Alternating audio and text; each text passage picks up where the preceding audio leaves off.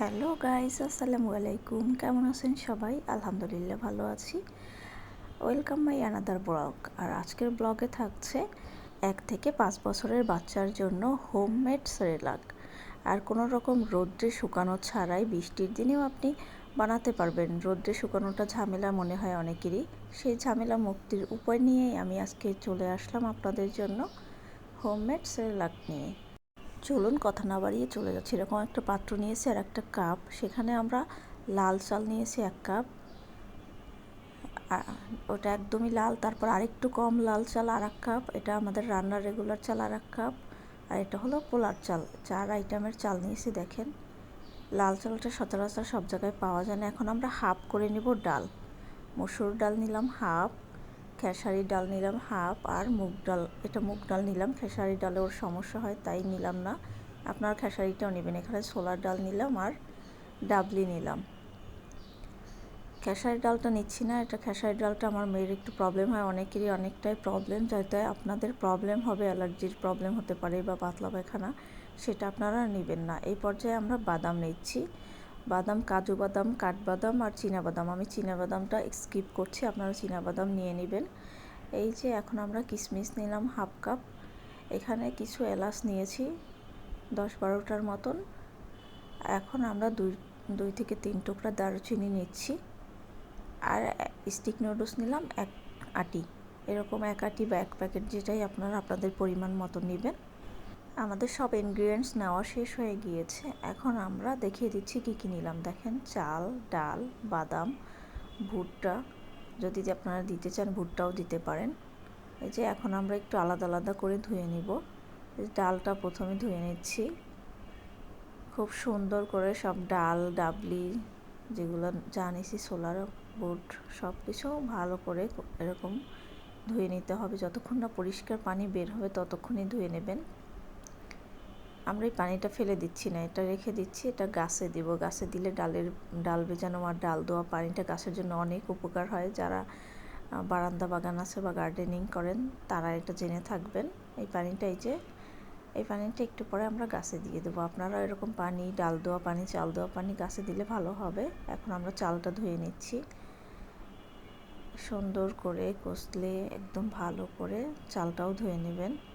যতক্ষণ না পরিষ্কার পানি বের হবে ঠিক ততক্ষণই এই চালটা ধুয়ে নিতে হবে। এদিকে বাদাম, কিশমিশ এগুলো সব ধুয়ে নিয়েছি আমরা। এখন সব কিছু এরকম পানি ঝরানোর জন্য একটু ওয়েট করছি, রেখে দিচ্ছি।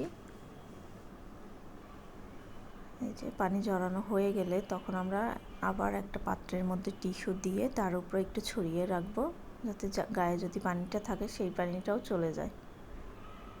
এই যে ফ্যানের নিচে রাখতে পারেন, যাদের রোদের ব্যবস্থা আছে রোদে দিতে চাইলে দিতে পারেন। আমরা রোদে দিচ্ছি না, কারণ আজকেও প্রচুর বৃষ্টি পড়ছে। বৃষ্টির মধ্যে রোদে দিব না, রোদে দেওয়ার কোনো অপশনও নেই। আর রোদে দিতে গেলে হয় কি, ধুলাবালি ময়লা আসতে পারে, সেক্ষেত্রে আমরা সেটাই করছি না। এই যে একটু ছড়িয়ে দিচ্ছি। এভাবে ছড়িয়ে দিলে যদি গায়ে একটু পানি থাকে সেটা কিন্তু চলে যাবে। এখন এর মধ্যে চালটাও দিয়ে নিচ্ছি। সব কিছু এখন মিক্স করে নিব। শুধু নুডলসটাই ধুবেন না, এছাড়া সব ইনগ্রিডিয়েন্টসগুলো ভালো করে ধুয়ে নেবেন। এর সাথে আপনি সাবুদানাও অ্যাড করতে পারেন, অনেকে সাবুদানাও অ্যাড করে। এই যে দেখেন, বাইরে বৃষ্টি পড়ছে, প্রচুর বৃষ্টি। বললাম না বৃষ্টি হচ্ছে, অনেক পরিমাণে বৃষ্টি হচ্ছে। ভালো করে হয়তো বোঝা যাচ্ছে না, দাঁড়ান, এই যে দেখেন কি পরিমাণে বৃষ্টি হচ্ছে। এর মধ্যেই আমি হোমমেড সেরেলাক বাসায় বানিয়ে ফেলছি কীভাবে, আপনারা দেখুন। তবে আমাদের চ্যানেলে নতুন হলে অবশ্যই চ্যানেলটি সাবস্ক্রাইব করে আমাদের পাশেই থাকবেন। এই যে এখন আমরা কি করব, দেখেন রোদে ঝামেলা শেষ। কেন? এই যে সেই উপায়টাই বলছি, রোদে দিব না কেন আমরা, কারণ চুলায় আমরা একটা বড় কড়াই বসিয়ে দিয়েছি। একটু মোটা তলানি বিশিষ্ট কড়াই নেবেন। চুলাটা একদম লোতে রাখবেন, একদমই লোতে রেখে এরকমের পাতলা করে দিয়ে রাখবেন। 2-4 মিনিট পর পর একটু নাড়বেন। ভাজা হবে না, শুধু এটা কি হবে, গায়ের পানিটা চলে গিয়ে একটু মানে কি বলে, ঝরঝরা হবে, যাতে ব্লেন্ড করা যায় এটা খুব ভালো করে। এই যে হয়ে গেছে। এখন আমরা আবার দিচ্ছি, এটাকে আবার তুলে এখানে একটু ছড়িয়ে দেবো যাতে একটু ঠান্ডা হয়। ঠান্ডা হওয়ার জন্য অপেক্ষা করে এর মধ্যে বাকিগুলো আমরা আস্তে আস্তে করে এরকম একটু টেলে নিব। তবে ভাজা হবে না, কোনো ফ্লেভারও বের হবে না। শুধু চুলায় একদম যতটা লোতে রাখতে পারেন লোতে রাখে শুধু এটাকে পানিটা শুকানোর জন্য। ঠিক এভাবে এক এক করে সম্পূর্ণটা করার পরে আমরা একটু ঠান্ডা করার জন্য ওয়েট করব। এরকম ছড়িয়ে রাখবেন খুব সুন্দর করে। আমাদের ফেসবুক পেজ থেকে দেখলে অবশ্যই ফলো দিবেন, আর চ্যানেলে নতুন হলে সাবস্ক্রাইব করে পাশেই থাকবেন। লাইক কমেন্ট শেয়ার করতে ভুলবেন না। শেষ পর্যায়ে দেখেন নুডলসটা কিন্তু আমরা অ্যাড করব। এটা দিলাম, একটু নাড়াচাড়া দিয়ে যখন এটা তুলবো হয়ে আসছে দেখবেন, ঠিক ওই পর্যায়ে নুডলসটা অ্যাড করবেন এর সাথে। এই যে আমরা এখন নুডলসটা দিয়ে দিচ্ছি। এখন নুডলসটাও এর সাথে একটু হালকা করে ভেজে নিচ্ছি। এটাও 3-4 মিনিটের মতন হালকা করে ভেজে নেবেন। আর একদমই কাঁচা নুডলসটা ওরকম দেওয়ার উচিত না, কারণ এটা ধুইনি এই যে। আর নুডলস নিলে স্টিক নুডলসটা নেওয়ার চেষ্টা করবেন, ইনস্ট্যান্ট নুডলসটা বাচ্চাদের জন্য ক্ষতি। এই পর্যায়ে ঠান্ডা হওয়ার পরে এখন আমরা নিয়ে আসছি ব্লেন্ডার। এই যে রুশাফা আম্মুকে হেল্প করছে, দেখেন রুশাফা দিয়ে দিচ্ছে ব্লেন্ডারে। এরকম একটা সুন্দর গ্রাইন্ডার নেবেন, যেটা শুকনো মশলা গুঁড়া করেন আপনারা, সেটা নিয়ে তারপর এর মধ্যে এক এক করে দিয়ে দেবেন। দিয়ে দেওয়ার পরে 2 সেকেন্ড 3 সেকেন্ড করে 2বার কি 3বার করলেই হয়ে যাবে। যে দেখেন আমি করছি। আমাদের এই ব্লেন্ডারটা খুবই ভালো একদম। এই যে আমার ক্যামেরাম্যান এখন কিন্তু রুশাফাও সেও ভিডিও করা শিখে গেছে, আম্মুকে হেল্প করে। দেখছেন, এত কিছুর পরেও যদি আপনারা সাবস্ক্রাইব না করেন, ফলো না করেন, লাইক কমেন্ট শেয়ার না করেন, ভালো লাগে বলেন? এই যে প্রথম একবার করলাম 2 সেকেন্ড 3 সেকেন্ড, এই দেখেন আরেকটু দিতে হবে, একটু ঝরা আছে। তবে এটা একদমই একদম মিহি করবেন না, যে একটু দানা দানা যেন থাকে, কারণ এটা 1 বছরের বাচ্চা, অলরেডি 2 থেকে 4টা দাঁত উঠে যায় বলা যায়। আর এই সময় মাড়িটাও শক্ত, যাদের দাঁত না ওঠে তাদের মাড়িটাও শক্ত, এই দানাদার খাবারগুলো খেতে পারে, কারণ সে ভাত খেতে পারছে। সেক্ষেত্রে এই যে দেখেন কেমন রাখবেন আপনারা, এই যে একটু দানা দানা টাইপের, দেখে কতটা বুঝতে পারছেন জানি না। এই যে দেখেন কতটা দানা দানা রেখেছি আমরা, এরকমই রাখবেন। রাখার পরে এটা আবার আমরা একটা পাত্রে রেখে দিচ্ছি। এরকম এক এক করে আমরা আস্তে আস্তে করে সবগুলোই 3বারে করে ফেললাম। এই যে দেখেন,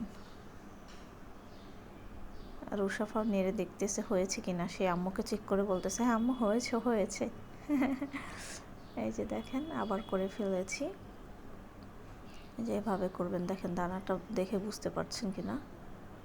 এই যে আমাদের সম্পূর্ণটা করা শেষ, একদম পুরো এই বাটিটার 1 বাটি হয়েছে। এটা ইনশাল্লাহ আনাবিয়া 3-4 মাস খেতে পারবে একদম অনায়াসেই, কোনো সমস্যাই হবে না। আর এরকম একটা সিরিয়াল বা সেরেলাক যেটাই বলেন বাসায় রাখলে হয় কি, সময় অসময় কোথাও গেলে আপনি বাচ্চাকে খাওয়াতে পারবেন। আর এই খাবারটার মধ্যে বাচ্চা কিন্তু সব ধরনের পুষ্টি পাবে। এরপরে দেখেন চুলায় চলে আসলাম আমরা, আবার চুলাটা একদম লোতে রেখে আবার একটু এবার ভেজে নিচ্ছি আমরা। এটা যখন ভাজবেন দেখবেন এলাচের একটা মোহো ঘ্রাণ, তারপর পোলাও চাউয়ের ঘ্রাণটা সব মিলিয়ে মনে হবে পায়েসের একটা ঘ্রাণ পাওয়া যাচ্ছে, খুবই সুস্বাদু একটা ঘ্রাণ যাকে বলে। হালকা করে ভেজে নেবেন, লাল করা যাবে না। এরকম হালকা যখন ভাজা হবে তারপর তুলে ফেলবেন। আমাদের হয়ে গেছে, এখন উঠিয়ে নিব। এরকম এক এক করে সবগুলোই সুন্দর করে ভেজে নেওয়ার পরে ঠান্ডা করে তারপরে একটা এয়ারটাইট বক্সে রাখবেন। এটা অনায়াসে আপনি 5-6 মাস রেখে খাওয়াতে পারবেন। অনেকে কাচের জারে রাখেন, কাচের জারেও রাখতে পারেন, সেটা অনেক ভালো হবে। ফ্রিজেও রাখতে পারেন। এখন আমরা এটা রান্নার প্রসেসিং দেখাচ্ছি। এই যে আমরা 60 মিলি পানি নিয়েছি, সেখানে 2 চামচ ফর্মুলা মিল্ক দিয়েছি। এখানে 1 থেকে 1.5 চামচ আপনি সেরেলাকটা নেবেন। যদি মিষ্টির স্বাদ দিতে চান খেজুর দিতে পারেন অথবা মিশ্রি দিতে পারেন। ভালো করে নেড়ে চেড়ে দিতে হবে। আর যারা ফর্মুলা মিল্ক না খাওয়ান 1 বছর থেকে 1.5 বছর গরুর দুধই নিতে পারবেন। আর 6 মাস থেকে যারা খাওয়াবেন বা 6-7 মাস পরে গরুর দুধে প্রবলেম, তারা শুধু পানি দিয়েও খাওয়াতে পারেন। এই যে হয়ে গেছে, এই পর্যায়ে আমরা একটু ঘি দিয়ে নেড়ে চেড়ে এটা নিয়ে নিলাম উঠিয়ে। এই যে ওঠানো হয়ে গেছে। যাই হোক, আমাদের ভিডিও ভালো লাগলে অবশ্যই আমাদের চ্যানেলটি সাবস্ক্রাইব করে পাশেই থাকবেন। আর এরকম সুন্দর সুন্দর আরও নতুন ভিডিও পাওয়ার জন্য আমাদের কমেন্ট করবেন কেমন হয়েছে ভিডিওটি। আল্লাহ হাফেজ, আসসালামু আলাইকুম।